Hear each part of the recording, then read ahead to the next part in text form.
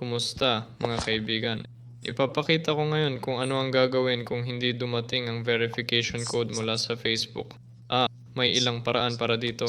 Kailangan nating pumunta sa settings, hanapin ang Facebook, at subukang i-reset ito. Oo, pumunta sa Facebook. O gawin ito sa General, iPhone Storage, hanapin ang Facebook at pindutin ang pindutan ng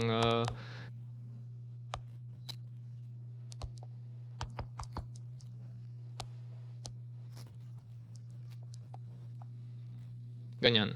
O tanggalin mo na lang. Ganyan. Pagkatapos, i-download ulit sa App Store. Pumunta sa App Store at i-download. O kaya naman i-update. Ito yung update. Kaya, i-update mo at kung kailangan i-restart ang phone. Pagkatapos mag-restart, dapat gumana na. Kasama ninyo si paalam sa lahat.